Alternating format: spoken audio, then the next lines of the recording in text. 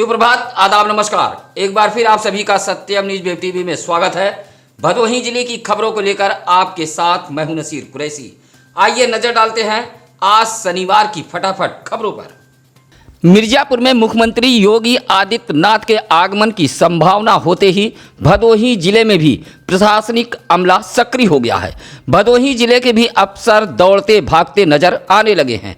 सूत्रों की माने तो सीएम के आगमन की संभावना को लेकर शुक्रवार को जिलाधिकारी आरिका अखौरी ने भदोही शहर के महाराजा बलवंत सिंह राजकीय चिकित्सालय में बने L2 अस्पताल का निरीक्षण किया तथा साफ सफाई व मरीजों की देखभाल को लेकर बड़ा निर्देश दिया है। जैसे ही जिलाधिकारी निरीक्षण कर MBS से लौटी, वैसे ही स्वास्थ्य महकमा महाराजा बलवंत सिंह राजकीय चिकित्सालय परिसर व L2 अस्पताल के साफ सफाई की व्यवस्था में भागते दौड़ते देखा गया। मुख्यमंत्री योगी आदित्यनाथ के मिर्जापुर जनपद आगमन की सूचना मिलते ही भदोही जिले में भी प्रशासनिक अमला हरकत में आ गया है। कालीन नगरी भदोही जनपद में ईद उल फितर का पर्व सादगी और अकीदत के साथ मनाया गया है। भदोही की कई हस्तियों ने जनपद वासियों को ईद की मुबारकबाद दी है। भदोही जिले के पूर्व विधायक जाहिद बेग, जाबिर बाबू अंसारी, सपा जिला अध्यक्ष विकास यादव, अमजद अहमद, खमरिया चेयरमैन नंद कुमार मौर्य, कालीन निर्यातक रियाजुल हसनैन अंसारी उर्फ बाबू भाई, रिटायर हवलदार पूर्व सैनिक शीतला प्रसाद पटेल, सपा नेता टोनी मंसूरी ने भदोही जनपद वासियों को ईद पर्व की बधाई दी है। संक्रमण के चलते भदोही जिले के ईदगाहों में सामूहिक रूप से नमाज अदा नहीं की जा सकी। लोगों ने अपने अपने घरों में ईद की नमाज अदा की। दोपहर में जुमे की नमाज के लिए भी लोग मस्जिदों में कम ही पहुंचे थे। शारीरिक दूरी बनाकर 4 से 5 लोगों ने ही मस्जिद में जुमे की नमाज अदा की। ईद की नमाज के बाद लोगों ने एक दूसरे को बधाई भी दी। ईद को लेकर बच्चों में काफी उत्साह देखा गया।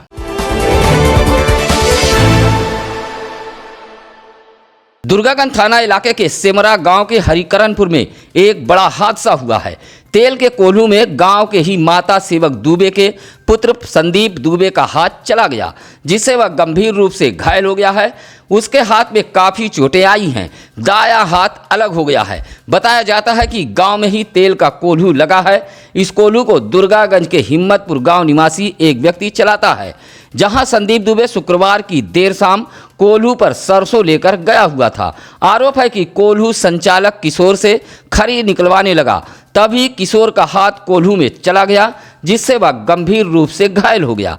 किशोर के घायल होते ही परिजनों में कोहराम मच गया। हादसे के बाद कोल्हू संचालक फरार हो गया। सूचना पर पुलिस भी मौके पर पहुंच गई थी। घायल किशोर को इलाज के लिए भदोही शहर के इंदिरा मिल स्थित एक निजी अस्पताल में भर्ती कराया गया।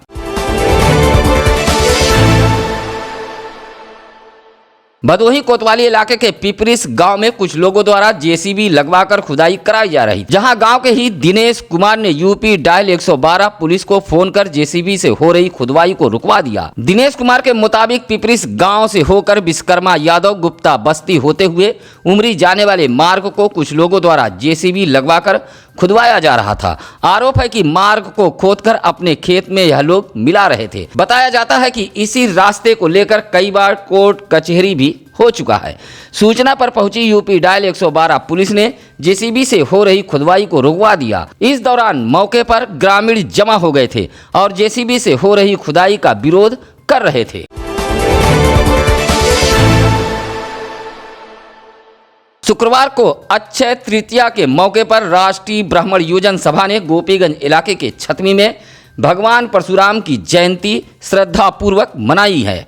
योजन सभा के जिलाध्यक्ष अमरीश तिवारी द्वारा संगठन के कार्यालय पर एक कार्यक्रम का आयोजन किया गया था, जहां पूजा पाठ कर भगवान परशुराम की जयंती मनाई गई। विधि विधान पूर्वक पूजन कर इस कार्यक्रम का आयोजन किया गया। भगवान परशुराम के जयकारे से कार्यक्रम स्थल पूरी तरह भक्तिमय हो गया था। इस दौरान संगठन के राष्ट्रीय सचिव पंडित तपन चौबे द्वारा पंडित पंकज शुक्ला का माल्यार्पण कर उनका स्वागत भी किया गया। इस मौके पर कमल तिवारी, अरविंद मिश्रा, पप्पी दुबे, धीरज पांडे सहित संगठन के समस्त पदाधिकारी व सदस्य उपस्थित रहे।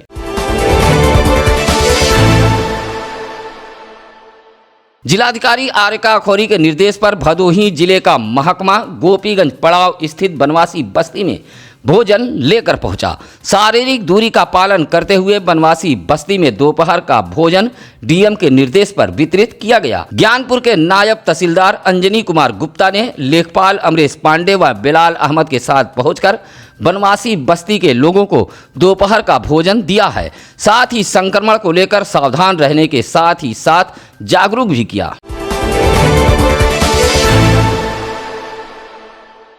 ईद के पर्व को लेकर भदोही जिले में जनपद पुलिस पूरी तरह मुस्तैद रही। सुबह से ही मस्जिदों के बाहर फोर्स पहुंच गई थी। इसी तरह सड़कों पर भी पुलिस भ्रमण करती रही। साथ ही बेवजह सड़कों पर घूमने वालों को पुलिस खदेड़ती नजर आई। गोपीगंज में इंस्पेक्टर के सिंह, ज्ञानपुर सत्यनारायण मिश्रा व भदोही में कस्बा चौकी इंचार्ज प्रवीण शेखर सहित शहर कोतवाल सदानंद सिंह पूरी तरह मुस्तैद रहे। गोपीगंज के राष्ट्रीय राजमार्ग करबला ईदगाह, फूलबाग जामा मस्जिद, मदीना मस्जिद पर फोर्स डटी रही। इसी तरह भदोही शहर के अजमुल्ला चौराहा व तकिया कल्लन शाह पर भी पुलिस मुस्तैद रही। इसी तरह ज्ञानपुर में भी इंस्पेक्टर सत्यनारायण मिश्रा फोर्स के साथ कोतवाली सर्किल में भ्रमण करते नजर आए। सफाई पद के अभ्यर्थियों का अनशन 210 दिन पूरा हो चुका है।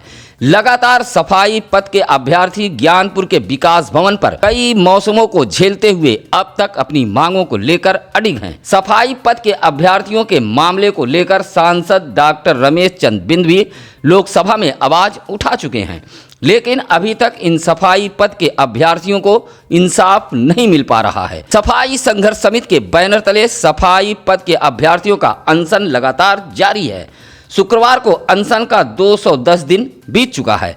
इस मौके पर दिव्या पाठक, मुन्ना, विकास सिंह, उमा शंकर पांडे सहित सफाई पद के अभ्यर्थी अनशन में शामिल रहे।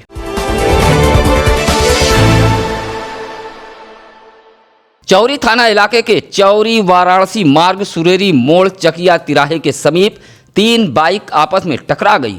तीनों बाइक पर सवार अलग अलग कुल 4 लोग घायल हुए हैं।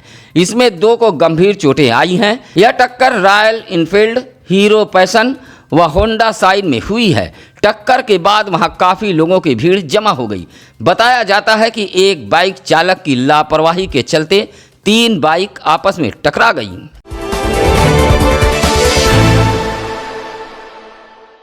तुरियामा नगर पंचायत के वार्ड नंबर 9 नेहरू नगर की महिला सभासद मीना देवी का प्रयास आखिरकार रंग लाया। सभासद मीना देवी के प्रयास से ही वार्ड में पेयजल पाइपलाइन बिछने लगी है। आपको बता दें कि वार्ड में पेयजल की भारी किल्लत थी।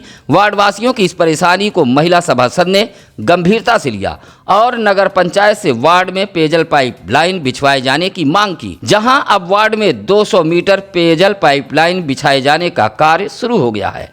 इससे वार्ड की पेयजल समस्या अब दूर हो जाएगी।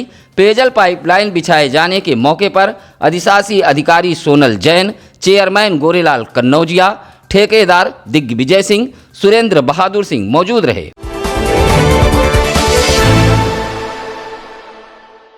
भदोही जनपद की डीएम आरिका अखौरी के फरमान का असर दिखने लगा है। नवनिर्वाचित ग्राम प्रधान द्वारा आदृश दुश्मन संक्रमण के सफाया के लिए गांव में सैनिटाइजेशन व दवाओं का छिड़काव कराया गया है। आपको बता दें कि डीएम ने सभी नवनिर्वाचित ग्राम प्रधानों को निर्देश दिया था कि संक्रमण की रोकथाम के लिए सभी अपने अपने गांव में सैनिटाइजेशन कराने के साथ साथ दवाओं का छिड़काव कराएं। डीएम के निर्देश पर भदोही विकास खंड के ग्राम सभा तुलसी चक के नवनिर्वाचित ग्राम प्रधान लालजी यादव उर्फ नेता ने ग्राम सभा में सैनिटाइजेशन और ब्लीचिंग का छिड़काव कराया है। इस मौके पर साइकिल यात्री गोविंद यादव, पंकज यादव, नन्हे करण आदि मौजूद रहे।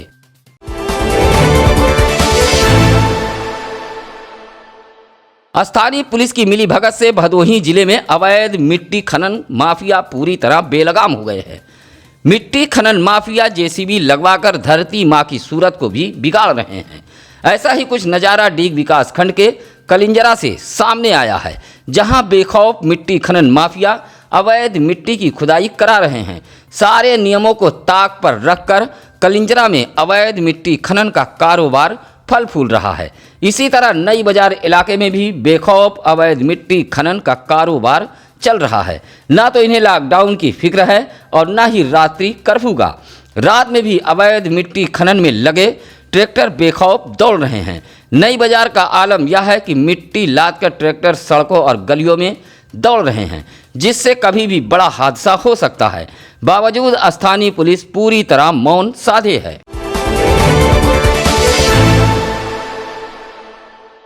हादसों को रोकने के मकसद से सरकार ने जुर्माना बढ़ाकर नए नियम लागू कर दिए हैं।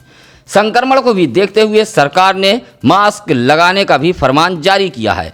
सरकार व जिला प्रशासन भी सड़क हादसों को रोकने के लिए हर संभव प्रयास कर रही है और अभियान चलाकर भदोही जिले में ऐसे लापरवाह चालकों के वाहनों को सीज करने के ही साथ साथ चालान करते हुए जुर्माना वसूला जा रहा है।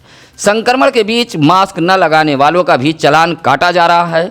इस तरह का अभियान भदोही जिले के प्रत्येक थाना व चौकी तथा खुद यातायात प्रभारी सड़क पर उतरकर अभियान चला रहे हैं। इसके बावजूद भी श्रीमान वाहन चालक हैं कि सुधरने का नाम नहीं ले रहे हैं। गोपीगंज कोतवाली इलाके के राष्ट्रीय राजमार्ग पर हुए 2 अलग अलग सड़क हादसों में 2 बाइक सवार घायल हुए हैं। लालानगर टोल प्लाजा के समीप अज्ञात वाहन की चपेट में आने से कुंठीपुर अमवा निवासी दिलीप मिश्रा का पुत्र रमेश मिश्रा घर से औराई की तरफ जा रहा था, जहां लालानगर टोल प्लाजा के समीप किसी अज्ञात वाहन ने टक्कर मार दी।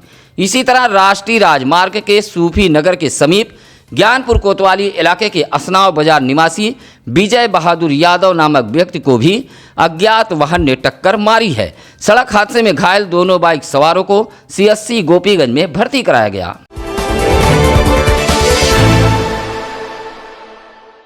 भदोही जिले में अदृश्य दुश्मन का हमला एक बार फिर बढ़ा है। शुक्रवार को 91 नए मरीज मिले हैं तथा 7 लोगों की मौत हुई है। हालांकि इस बीच 138 मरीज स्वस्थ भी हुए हैं। भदोही जिले में 720 एक्टिव केस हैं। L2 अस्पताल में अब भी 65 लोग अपना इलाज करा रहे हैं। साथ ही 666 मरीज होम आइसोलेशन में हैं। भदोही जिले में अब तक 120 लोगों की मौत हो चुकी है। अगर आप हमारे चैनल पर अभी नए हैं तो भदोही जिले की हर छोटी बड़ी खबरों को देखने के लिए सत्यम न्यूज वेब टीवी को अभी सब्सक्राइब करें। साथ ही पाएं भदोही जिले की ताज़ा तरीन व बेबाक खबरें। साथ ही अगर आपके आसपास है कोई खबर तो चैनल पर फ्लैश हो रहे नंबरों पर अवश्य बताएं। आइए अब वक्त हो चला है आज क्या है यानी पंडित जी में। आज 15 मई 1907 को महान क्रांतिकारी शहीद क्रांतिकारी सुखदेव का जन्म हुआ था। अब हमारी टीम को दीजिए इजाजत। नमस्कार, आदाब।